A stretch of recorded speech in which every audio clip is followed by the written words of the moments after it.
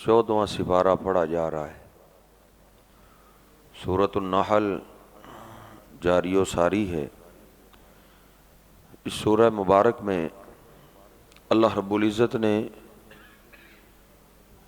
انسان کی تخلیق سے لے کر کئی ایک نعمتیں گنوائی ہیں۔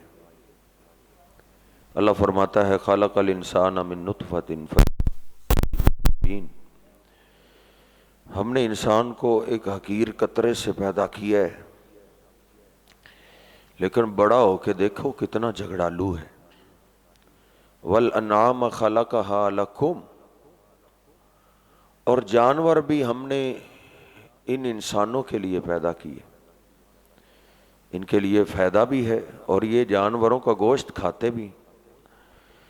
اور تمہارے لیے اللہ نے اونٹ پیدا کیے، اور وہ اونٹ جن پہ تم سواری بھی کرتے ہو اور بھاری بھرکم چیزیں بھی تمہاری ایک شہر سے دور لے کر جاتے۔ اس وقت اونٹ ایک طاقتور ایسا جانور تھا کہ سب سے زیادہ بوجھ یہ کھینچتا تھا۔ آج بھی بلوچوں کے پاس ہیں اونٹ، بڑے بڑے درخت جب وہ کاٹتے ہیں بہت وزن ہوتا ہے تو اس کو اونٹ کھینچ کے لے جاتے، تو بڑا طاقتور جانور ہے، صحرائی علاقے میں خاص طور پہ بڑا تیز چلتا ہے۔ تو اللہ رب العزت نے فرمایا یہ اونٹ بھی ہم نے تمہارے لیے پیدا کیا۔ پھر اللہ فرماتا ہے والخیر، گھوڑے ہم نے تمہاری سواری کے لیے پیدا کیے، والبغال، کھچر پیدا کیے، والحمیر، گدھے پیدا کیے ہیں، لترکبوہا، تاکہ تم سوار ہو، وزینتاً، اور اس میں تمہارے لیے خوبصورتی بھی ہے۔ بڑے لوگ گھوڑوں پہ سوار ہو کے آتے تھے، جس طرح آج کل بڑی بڑی گاڑیوں پہ آتے ہیں۔ آگے اللہ رب العزت نے فرمایا کہ آسمان سے پانی اللہ نے تمہارے لیے برسایا، اس میں پینا بھی ہے اور اس سے درخت بھی اگتے ہیں۔ پھر اللہ فرماتا ہے کھیتیاں اگتی ہیں، والزیتون، زیتون کا درخت اگتا ہے، والنخیل، کھجوروں کے درخت اللہ کہتا ہے ہم نے تمہارے لیے بنائے، والاعناب، انگوروں کے پودے اللہ کہتا ہے ہم نے تمہارے لیے بنائے، ومن کل الثمرات، ہر قسم کا پھل ہم نے تمہارے لیے پیدا کی۔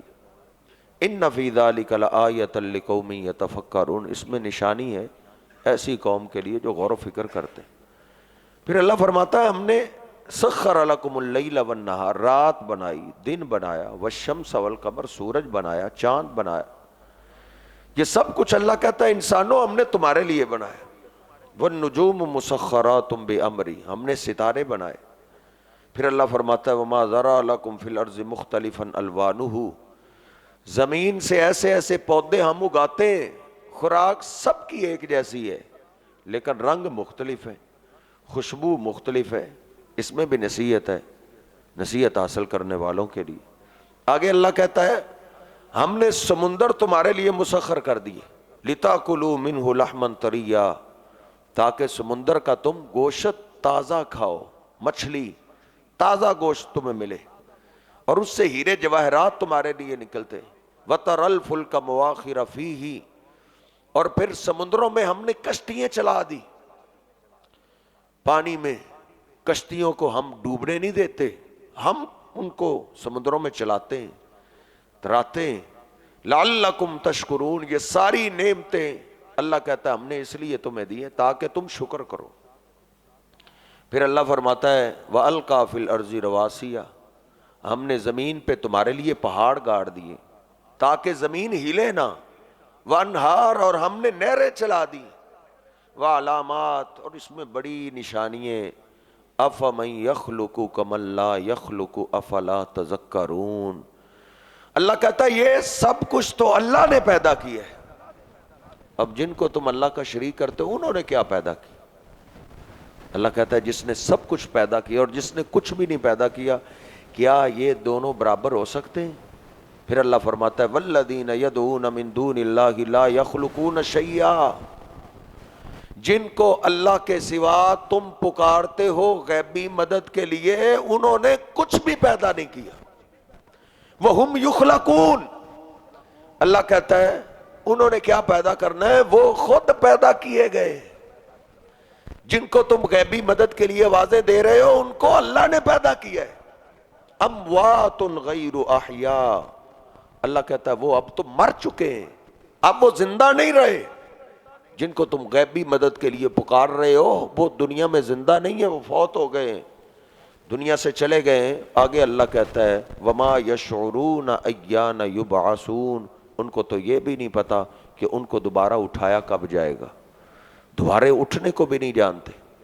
ادھر اللہ نے اشارہ کیا ہے کہ فوت شدہ کو اللہ والا مقام نہ دو۔ الہکم الہ واحد، تمہارے الہ دو نہیں، تمہارا الہ ایک ہی ہے۔ ایک تو یہ تھی مشرکین مکہ کی عادت، کوئی بتوں کو اللہ کا شریک بناتا، کوئی قبروں کو اللہ کا شریک بناتا، اور آگے دوسری گھنونی عادت، سخت عادت، اس کا بھی اللہ نے ذکر کیا ہے۔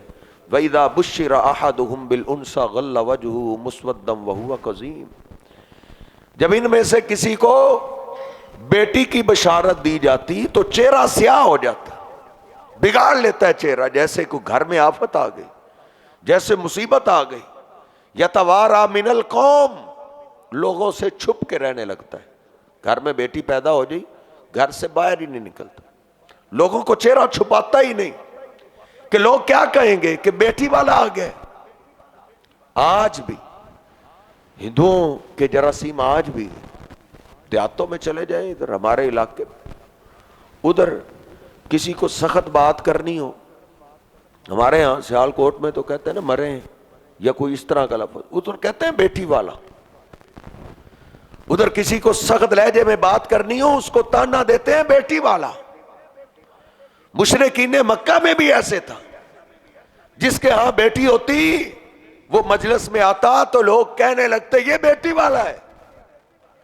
اب جس کے گھر میں بیٹی پیدا ہو جاتی وہ لوگوں سے چہرہ چھپاتا پھرتا کہ اب میں کیا کروں، اَيُمْسِكُهُ عَلَىٰ هُونٍ أَمْ يَدُسُّهُ فِي التُّرَابِ، اب میں ساری زندگی کے لیے یہ تانا سنتا رہوں یا پھر اپنی ننھی کلی کو زندہ ہی مٹی میں دفن کر دوں۔ وہ گھر میں بیٹھے یہ سوچتا رہتا اب کیا کروں، اب تانے سنوں یا پھر اس کو دفن کر دوں۔ اور کئی پھر ایسے نادان اور سنگ دل بھی ہو گزرے مشرکین مکہ میں سے جو اپنی ننھی کلیوں کو زمین میں زندہ ہی دفن کر دیتے تھے۔ وَإِذَا الْمَوْءُودَةُ سُئِلَتْ بِأَيِّ ذَنبٍ قُتِلَتْ، اسلام آیا ہے تو اسلام نے بیٹی کو عزت دی۔ اسلام نے بیٹی کو عزت کیسے دی کہ جو اسلام کے پہلے ہیرو ہیں، میرے پیر و مرشد جناب محمد رسول اللہ صلی اللہ علیہ وسلم کی شادی ہوئی، اللہ نے ان کے گھر میں بیٹی پیدا کی، ہیرو کے گھر میں بیٹی پیدا ہوئی، پھر اللہ نے رحمت کی، پھر بیٹی پیدا ہوئی، پھر اللہ نے رحمت کی، پھر بیٹی پیدا ہوئی۔ میرے محبوب پیغمبر علیہ الصلوۃ والسلام کے گھر میں اللہ نے 4 بیٹیاں پیدا کی، بیٹے بھی 3-4 ہوئے لیکن وہ تو اللہ نے واپس لے لی۔ بیٹیاں نبی پاک صلی اللہ علیہ وسلم کو دے کر اللہ رب العزت سمجھانا چاہتا ہے کہ لوگوں چنے ہوئے گھر میں میں بیٹیاں پیدا کرتا ہوں۔ جس کو اللہ جنت دینے کا ارادہ رکھتا ہو موقع دے، اس کو اللہ بیٹی دیتا ہے۔